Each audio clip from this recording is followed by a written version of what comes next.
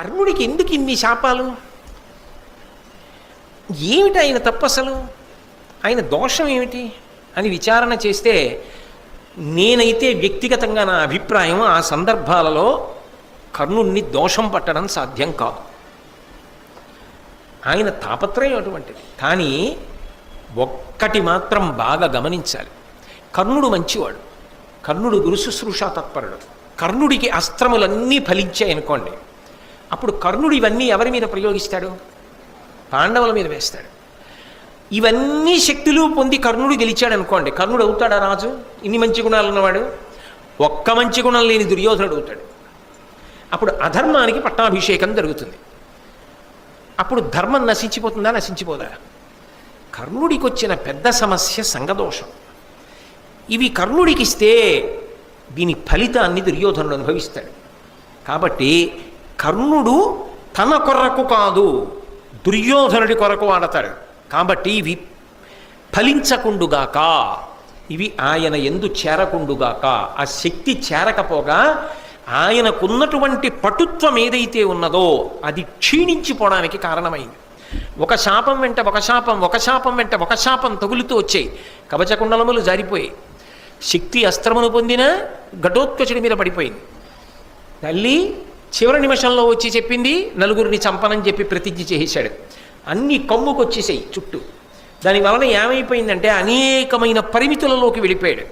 ఇన్ని పరిమితులలోకి వెళ్ళిపోయిన వాడు చిట్ట చివరికి అన్యమనస్కుడయ్యాడు. ఇది పైకి చెప్పలేడు, ఎవ్వరితో చెప్పలేడు. కానీ నిజానికి యుద్ధానికి వెళ్ళి చూడగానే అమ్మకిచ్చిన మాట, తనవారు తన మీద నమ్మకం పెట్టుకున్న దుర్యోధనుడు తన దగ్గర ఇన్ని అస్త్రాలు ఉన్నాయి అని అనుకుంటున్నాడు. ఇన్ని అయిపోయిన తర్వాత వెళ్ళి దుర్యోధనుడితోటి, దుర్యోధన నాకు కొత్తగా 2 శాపాలు వచ్చాయన్నాడు అనుకోండి. తన మాట ఏమో కానీ చాలా చాలా బాధపడిపోయేవాడు ఎవరు? నమ్మకం పెట్టుకున్నందుకు దుర్యోధనుడు.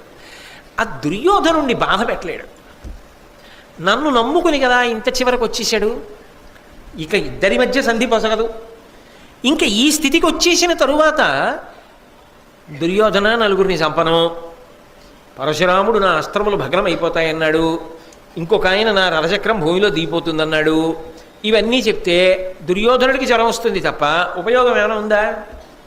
చెప్పకుండా ఉంటే ఆహా ఇంత ఉందనుకుని వెళ్ళి చచ్చిపోతాడు. ఎలాగో అదే జరుగుతుంది. కాబట్టి చెప్పకపోతే వచ్చిన నష్టం ఏమిటనుకున్నాడో ఏమో మరి. అందుకని తిరిగి వెళ్ళిపోయాడు. పరశురాముడికో నమస్కారం పెట్టాడు, తిరిగి వెళ్ళిపోయాడు. ఇన్ని కష్టాలు పడి ఇంత శుశ్రూష చేసి ఏం పొందాడంటే 2 శాపాలు పొందాడు. పొంది దుర్యోధనుడి దగ్గరికి వెళ్ళాడు. దుర్యోధనుడు గబగబా ఎదురొచ్చాడు, లోపలికి తీసుకెళ్ళాడు. మిత్రమారా అన్నాడు, అంతఃపురంలో కూర్చోబెట్టాడు. ఫలించిందా నీ శుశ్రూష? పొందావా దివ్యాస్త్రాలు అన్నాడు. నిజానికి కర్ణుడు పొందలేకపోవడానికి కారణం ఎవరు? దుర్యోధనుడే. కానీ ఆ దుర్యోధనుడి మనసు కష్టపెట్టలేని బలహీనతే కర్ణుడిది. ఇన్ని జరిగిన కష్టపెట్టలేడు, ఆ కోణంలోకి వెళ్ళడు అసలు. అందుకే అన్నాడు, అధిపా పరశురామునాశ్రయించితి కృతాస్త్రుండనైతి, నన్ను భండనమున మార్కొనంగలేరు మగలి జగంబున అనుడు అతడు ప్రమురితాత్ముడయ్యి. ఆ దుర్యోధనుడి దగ్గరికి వెళ్ళన్నాడు, అధిపా, ఓ రాజా దుర్యోధన, నేను పరశురాముడి దగ్గరికి వెళ్ళి గొప్ప సాధన చేశాను, గొప్ప శుశ్రూష చేశాను. కృతాస్త్రుండనైతి, అన్ని అస్త్రములు నాకు వచ్చాయి, తెలుసుకున్నాను వరకు నిజమే, భగ్నమైపోతాయి అని చెప్పాడా? అది చెప్పడం.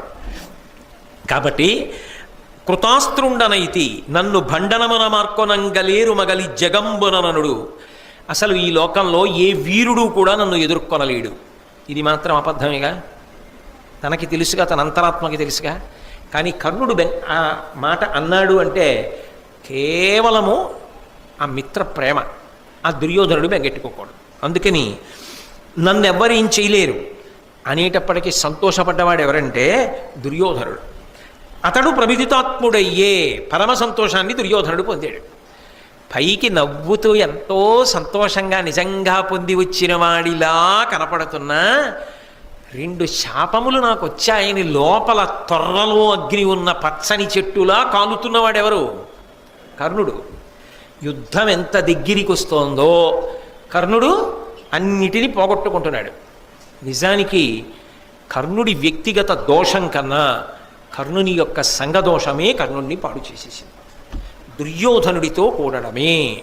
మహాభారతాన్ని వినండి, మహాభారతాన్ని చదువుకోండి అని ఎందుకు చెప్తారంటే, ఒకడు ఎంత మంచివాడు కానివ్వండి, వ్యక్తిగతంగా ఎంత క్రమశిక్షణ కలిగినవాడు కానివ్వండి, వాడు సరి అయిన వాడితో కూడలేదనుకోండి స్నేహంలో, వాడు మంచివాడైనా వాడు సంఘదోషము కలిగిన వాడైతే, సరి అయిన వాడితో కలిసి తిరగకపోతే, స్నేహితులను సరి అయిన వాళ్ళని ఎంచుకోకుండా అధర్మం వైపు తిరగడం మొదలు పెడితే ఈశ్వరానుగ్రహమునకు దూరమైపోతాడు. కలగవలసిన విభూతి కూడా కలగదు. అందుకే మనిషి ప్రయత్నపూర్వకంగా తెలుసుకోవలసింది ఏమిటి అంటే, తాను కష్టపడుతూ ఉండడమే కాకుండా తాను లోపల బాగా స్నేహితుడు అని పట్టుకోవలసింది ఎవరిని అంటే, ధర్మమునందు అనురక్తి ఉన్నవాడిని, అలా భగవద్భక్తి కలిగిన వాడిని, ఆ ఒరిపిడి యందు నిలబడగలిగిన బలమున్నవాడెవరుంటాడో వాణ్ణి స్నేహితుడిగా లోపల అంగీకరించాలి. అంగీకరించి వాడితో కలిసి ఉన్నాడనుకోండి, అది ఉభయుల యొక్క అభ్యున్నతికి దారితీస్తుంది, కృష్ణార్జునుల్లా ఉంటుంది. అది లేదనుకోండి, ఒకడెంత కష్టపడుతున్నా రెండవ వాడు అపాత్రుడు కనుక, అధర్మమునందు మగ్గిపోతున్నవాడు కనుక, వాడి పక్కన చేరిన కారణం చేత వీడి విభూతులు కూడా జారిపోతాయి. స్నేహమునందు ఎంత జాగ్రత్తగా ఉండాలి అన్నదానికి కర్ణ దుర్యోధనులే ప్రబల ఉదాహరణము. నేను తరచుగా అంటుంటాను, ఒక్క పువ్వుల దండలో ఒక చీమ ఉందనుకోండి, ఒక నల్ల చీమ, ఆ పువ్వుల దండ పట్టుకెళ్ళి పరమశివలింగానికి వేశారనుకోండి, అనుకోకుండా శివలింగం కూడా, ఆ శివలింగం మీద ఈ చీమ పాకే అవకాశాన్ని పొందుతుంది. నిజానికి అది వెళ్ళి శివలింగం మీద ఎక్కిందా, ఎక్కగలదా, ఎక్కలేదా, ఈ చర్చ అంతా అక్కర్లేదు. కానీ అది తిన్నగా శివలింగం మీదకి వెళ్ళిపోతుంది. ఎందుకు వెళ్ళిపోతుంది అంటే, పూలదండను ఆశ్రయించింది కాబట్టి. అది పూలదండను ఆశ్రయించకుండా వేరొక వస్తువుని దేన్నో ఇదైందనుకోండి, ఒక కర్రని పట్టుకుందనుకోండి, ఆ చీమ ఆ కర్రని పట్టుకెళ్ళి ఇంకో దాన్ని దేన్నో కొట్టడానికి ఉపయోగిస్తే ముందు కింద పడి చచ్చిపోయేది ఏదంటే చీమే. దేన్ని పట్టుకుంది అన్నదాన్ని బట్టి అభ్యున్నతి ఉంటుంది. ఇనుమే ఉంది, అగ్నితో కలిసిందనుకోండి, వంగి ఇంటి కిటికీకి ఊచలవుతుంది.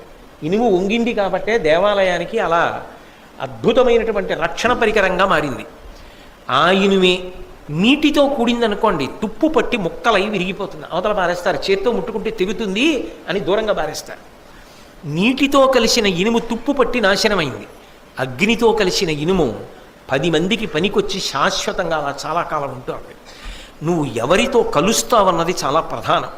నువ్వు ఎవరితో కలుస్తావన్నది నీ అభ్యున్నతి మీద పరోక్షంగా ప్రభావాన్ని చూపిస్తుంది, ఈశ్వరానుగ్రహాన్ని ప్రసరింపచేస్తుంది. అందుకే మనిషి స్నేహం విషయంలో పరమజాగ్రత్త వహించాలి అన్న విషయం కర్ణుడి జీవితం ద్వారా కూడా మనకి అందుతుంది. లేకపోతే ఇంతమంది మహాత్ములు తెలుసుకోగలిగిన వాళ్ళు కూడా తెలుసుకోలేదు అంటే, తెలుసుకుని కర్ణుడు ఆదరణకు యోగ్యుడైన చివరికి ప్రయోజనము దుర్యోధనుడికి చెందుతుందేమో అన్న భయము చేతనే దేవతలు అవకాశం ఇవ్వలేదేమో అనిపిస్తుంది.